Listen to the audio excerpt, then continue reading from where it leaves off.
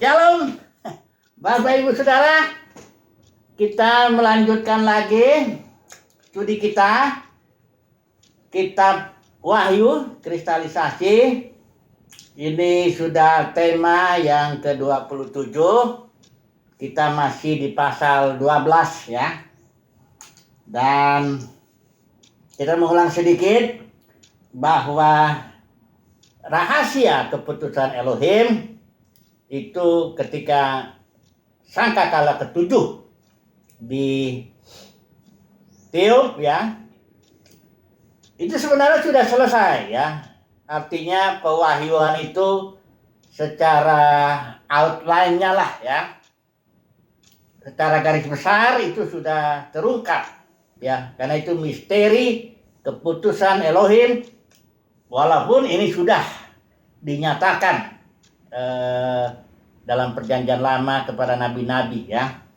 Dan apa itu keputusannya? Kalau kita melihat di pasal 11 ayat 15 adalah pemerintahan atas dunia dipegang oleh Tuhan kita, dan Dia yang diurapinya, dan Ia akan memerintah sebagai raja sampai selama-lamanya. Jadi pemerintahan dunia, kerajaan dunia ini tadinya kan banyak pemerintahannya, negara-negara barangkali 200 lebih. Tapi ketika keputusan Elohim dibuka, maka pemerintahan dunia ini akan dipegang ya oleh Kristus, Tuhan Yesus sebagai kepala, dan juga gereja pemenang ya. Karena ini nanti kita harus lihat, itu gereja pemenang yang akan memerintah bersama dengan Kristus ketika kedatangannya nanti di dalam dan melalui orang-orang kudus itu. Dan orang Kristen biasanya menyebut milenium, kerajaan 1000 tahun. Ya, di sanalah pemerintahan gereja pemenang dimulai ya, juga pemerintahan Tuhan tentunya ya. Nah, untuk menjelaskan detail-detailnya, barulah kita masuk di pasal 12, 13 sampai 22 nanti, Yerusalem yang baru, langit dan bumi yang baru ya. Itu detail-detailnya, bukan berarti itu nggak penting ya, tapi itu yang penting kita tahu outline-nya. Kitab ini membongkar rahasia keputusan Elohim yang memang sudah dinyatakan oleh nabi-nabi perjanjian lama, tapi dengan gamblang dikatakan di sini bahwa bumi ini kelak akan diperintah oleh Yesus Kristus sebagai raja di atas segala raja, dan gereja pemenang itu raja-raja dan imam-imam. Untuk apa memerintah? Ya, karena Dia raja damai, tentu Dia akan membuat pendamaian ya. Untuk pemulihan segala sesuatu, kalau lebih tepatnya, sampai karena ini bumi ini akan bergerak menuju bumi yang baru, langit dan bumi yang baru, ya, di mana tidak ada lagi maut. Artinya apa? Tidak ada maut. Saudara baca, nanti kita sampai ke sana. Saudara baca tidak ada lagi maut, itu artinya tidak ada lagi bekas dosa. Karena upah dosa itu adalah maut. Nanti kita lihat kerajaan maut, dan maut itu dibuang ke lautan api. Itu bukan neraka ya, lautan api. Jangan salah, itu simbol. Simbol para pemenang itu. Lautan itu orang banyak, api itu memurnikan. Nanti kita sampai sana. Tapi jelas ya outline ini. Ini kitab yang sangat positif. Kitab pemulihan segala sesuatu ya. Karena dan caranya pun jelas itu dikasih tahu, yaitu Tuhan Yesus dan gereja pemenang harus memerintah. Karena itu memang sudah rencana semula juga sih ya, Kejadian 1, 2, 6, 28 itu, baiklah kita menjadikan manusia serupa segambar dengan kita, supaya mereka berkuasa, berotoritas ya. Kabas istilahnya, menaklukkan, itu artinya menginjak atau membawa, bring into bondage, membawa musuh itu menjadi diikat ya, kira-kira ditaklukkan ya. Kerajaan kegelapan maksudnya ini ya. Nah, mari kita melihat detailnya. Kemarin kita sudah melihat detail daripada bagaimana sih sebenarnya kerajaan sorga itu akan ditegakkan di bumi. Di sini Rasul Yohanes melihat ada perempuan itu di Wahyu pasal 12 ayat 1. Di situ jelas perempuan yang simbol gereja, itu udah pasti ya. Kemarin kita bahas itu perempuan yang diselimuti oleh matahari, yaitu Kristus. Bulan di bawah kakinya, dia punya mahkota dari 12 bintang ya. Artinya gereja pemenang ya, yang diselimuti oleh Kristus sebagai esensinya, matahari kebenaran. Kemudian bulan, pantulannya itu sudah di bawah kakinya, dia nggak hidup lagi di alam simbol, liturgi, ya, tanda-tanda atau apa enggak, dia sudah dalam esensi. Kemudian dia juga, gereja ini punya angka 12 itu pemerintahan, kepemimpinan, ya. Tapi ada 12 bintang di sana, Sons of God. Dia membentuk suatu mahkota, berotoritas untuk memerintah gereja ini. Dan gereja ini adanya di langit. Artinya tidak bisa dilihat dengan mata jasmani. Tapi gereja ini ada dari mulai zaman Yohanes, gereja pemenang itu ya, dari setiap zaman itu ada. Umat pemenang itu ada, orang-orang yang bukan hanya dipanggil, tapi dipilih juga ya.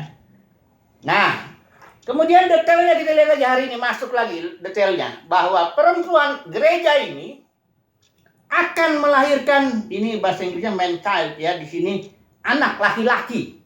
Nah, ini pun anak laki-laki, terjemahan lain ini seolah-olah itu Yesus, itu huruf besar dibikinnya. Ya, dikatakan di ayat yang keempat itu. Dan perempuan itu melahirkan anak ya, ini saya baca dulu dari pasal ini. Dan naga itu berdiri di hadapan perempuan yang hendak melahirkan itu untuk menelan anaknya. Ini huruf besar seolah menunjuk anaknya itu Yesus ya. Segera sesudah itu perempuan itu melahirkannya, juga huruf besar ya. Ini agak menyesatkan ini ya. Karena begini, perempuan itu bukan Maria. Kalau memang Maria, ya benar dia melahirkan Yesus kan. Ini bukan, perempuan itu simbol yang menunjuk kepada gereja. Maria itu juga sebenarnya simbol yang menunjuk, karena setiap perempuan dalam Alkitab itu kan sebenarnya simbol juga untuk gereja dalam aspek-aspek tertentunya ya. Jadi ini perempuan di pasal 12 ayat 1 ini gereja pemenang ya. Bukan Maria ya. Nah, jadi ini kalau huruf-huruf besar ini saya nggak tahu, coba ILT apakah dia pakai huruf-huruf besar ini ya, seolah-olah itu menunjuk kepada Yesus, padahal bukan, itu menunjuk kepada para pemenang ya, yang Sons of God ya, itu artinya ya. Coba dulu kita lihat ini ILT ini masih pakai huruf besar enggak ini ya. Pasal 12 ini melahirkan anaknya, ini enggak pakai huruf besar ya. Nah, ini bagus ini, karena jangan nanti ada kesan bahwa ini perempuan di Wahyu pasal 12 itu adalah Maria, bukan. Dia itu gereja ya. Karena nanti kita lihat di kitab Wahyu hanya ada 2 perempuan, yang satu di pasal 12, yang satu di pasal 17. Dua-duanya menunjuk kepada gereja. Hanya sifat dasar dari perempuan ini beda sekali.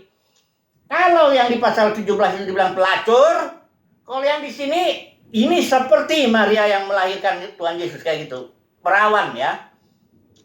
Atau pokoknya bukan pelacur lah ya.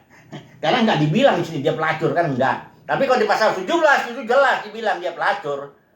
Nah, jadi tapi sama menunjuk kepada gereja ya. Kalau perempuan selalu gereja. Itu kita mesti konsisten gitu.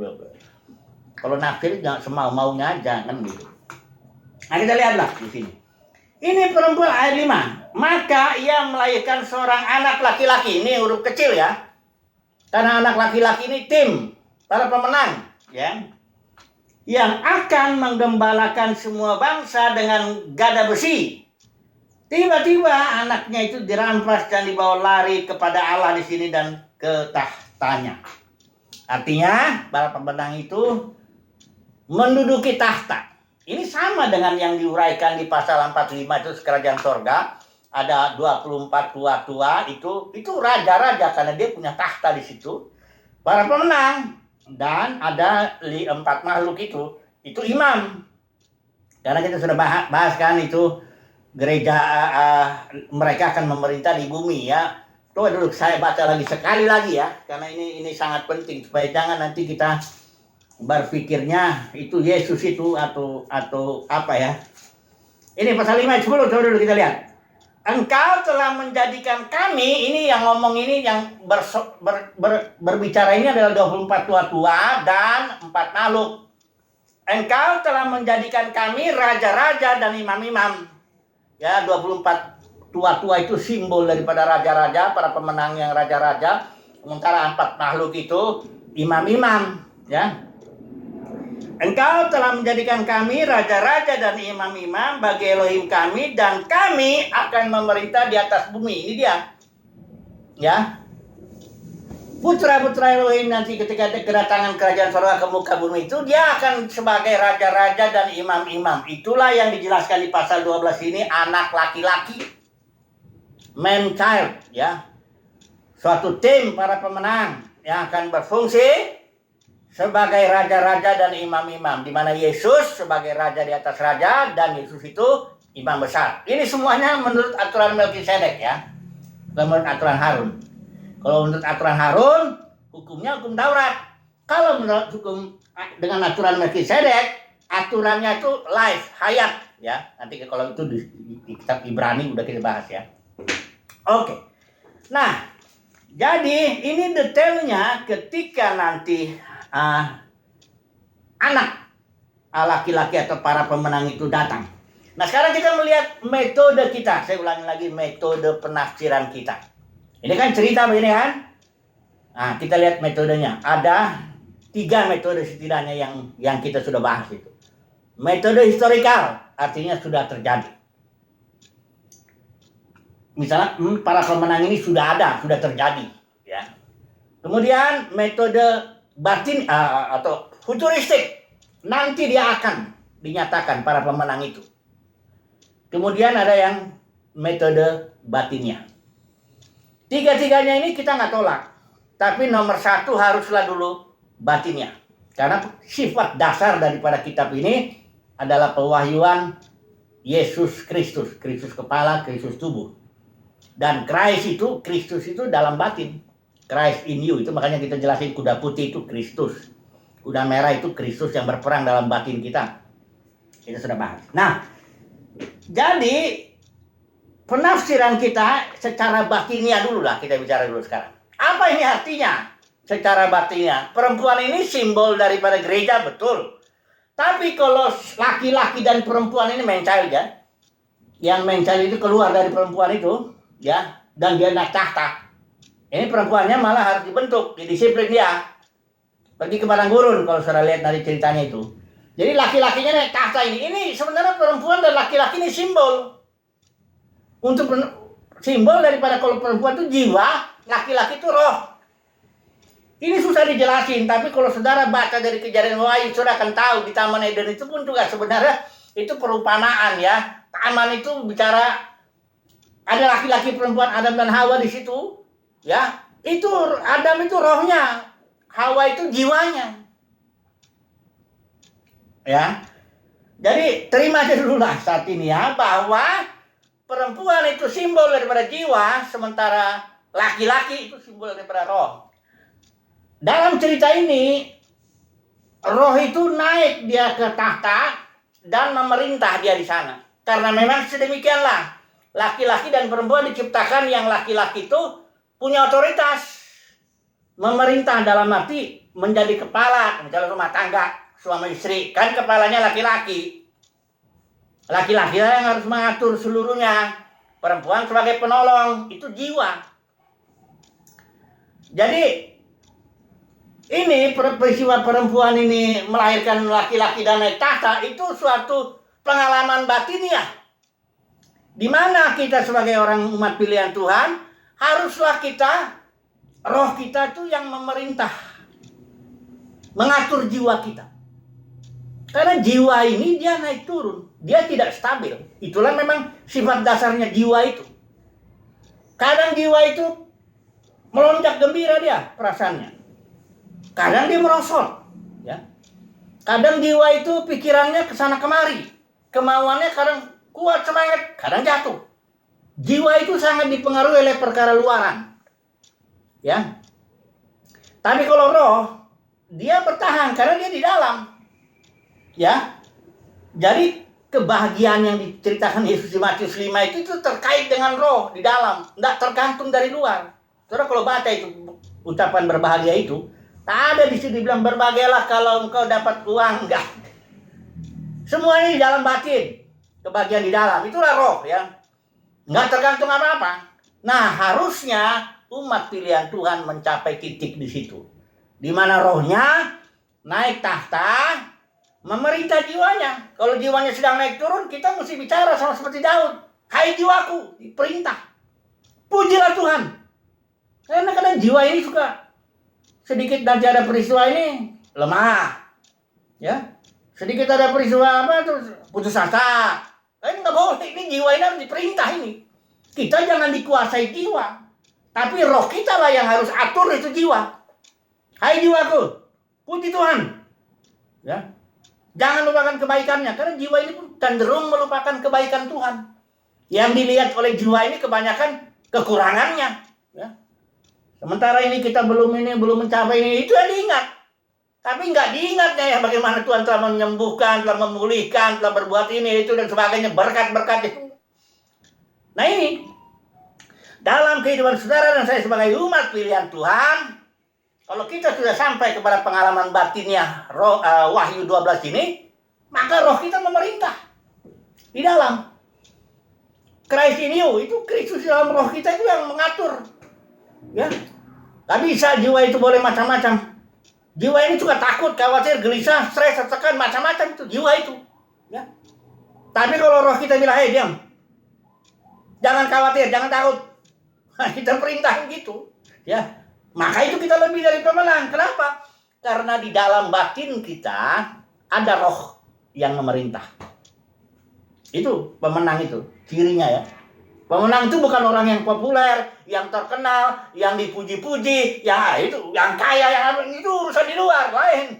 Pemenang itu di dalam batinnya, roh memerintah. Roh sudah naik tahta. Diatur hidupnya. Jadi di luar itu selalu naik turun, biarkan aja itu. Ya, kadang orang memuji kita, kadang memaki kita, kadang anak baik, kadang anak berontak, biasa itu, biarkan aja.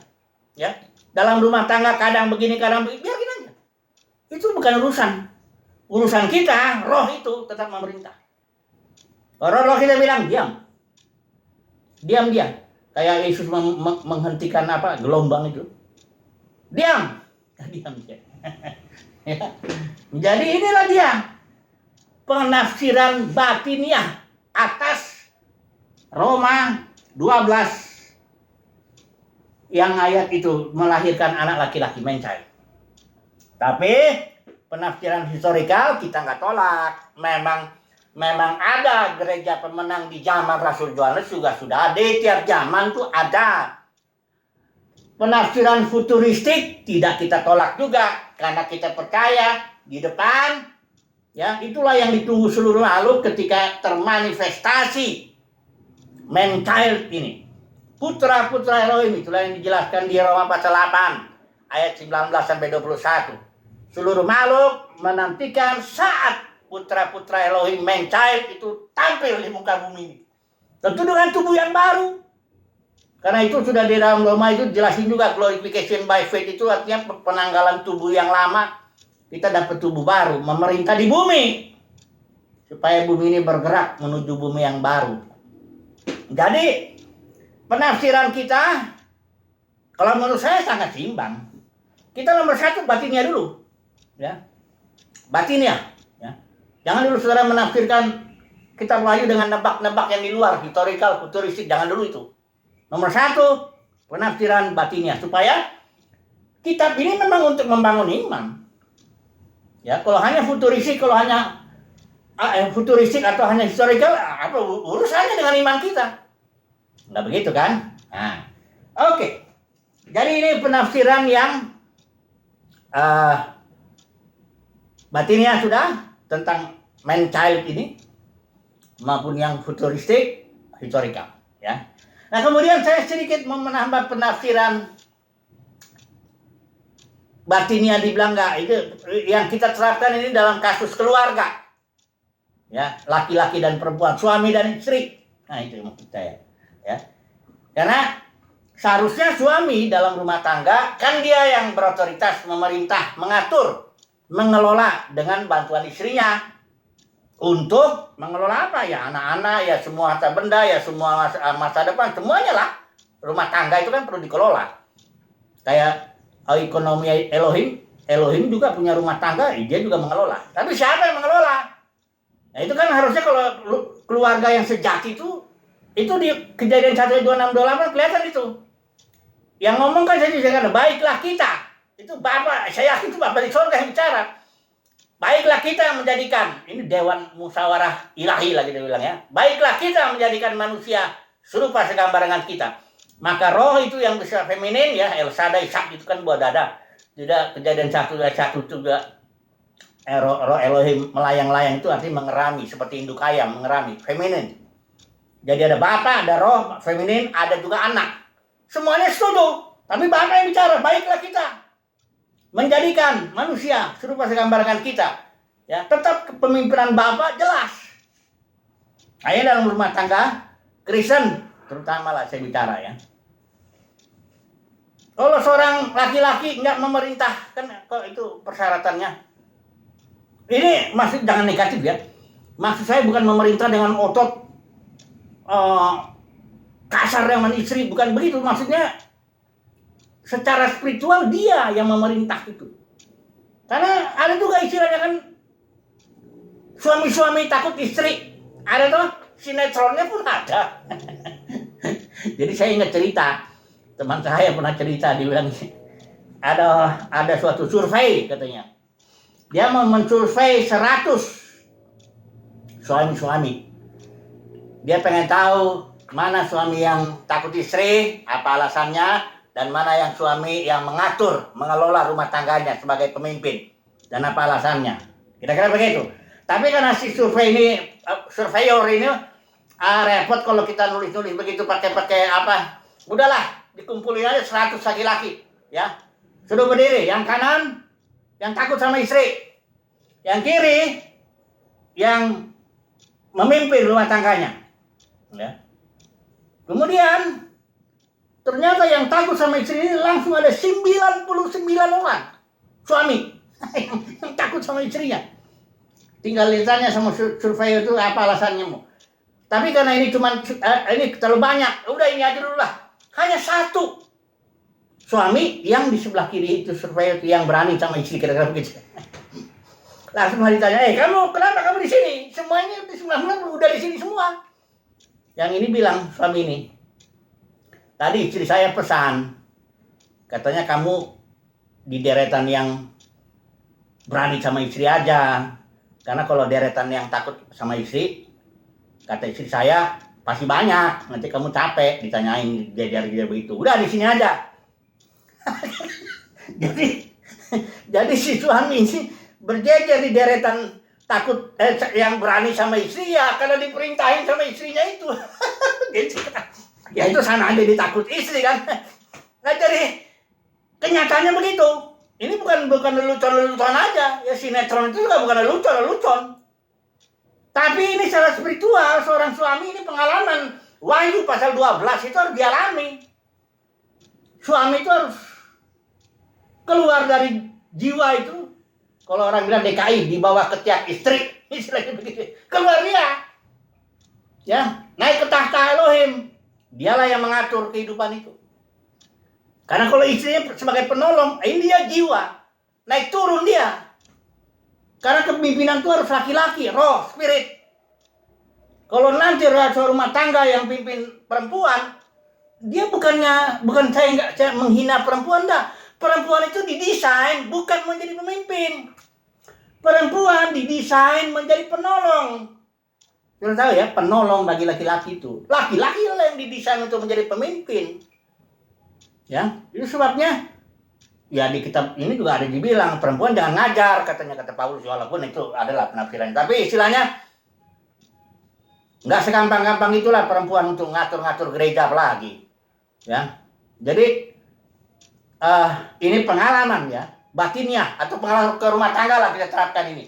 Jadi Wahyu pasal 12 ini peristiwa man child itu bisa diterapkan secara batinnya dalam batin kita, roh kita memerintah, bisa diterapkan dalam rumah tangga di mana seorang suami memimpin, memerintah, mengatur, bisa diterapkan kepada gereja, yaitu para pemenang ada dalam zaman Rasul Yohanes seluruh di setiap zaman untuk memerintah kelak, nanti futuristiknya nanti kelak dia akan tampil di akhir zaman. Kira-kira begitu ya. Itu dah dulu lah ya. Nanti kita akan masuk kepada naga yang kalah ini ya. Ini udah cukup dulu segini ya. Penafsiran kita, judul tema kita ini man child ya, para pemenang. Haleluya. Amin.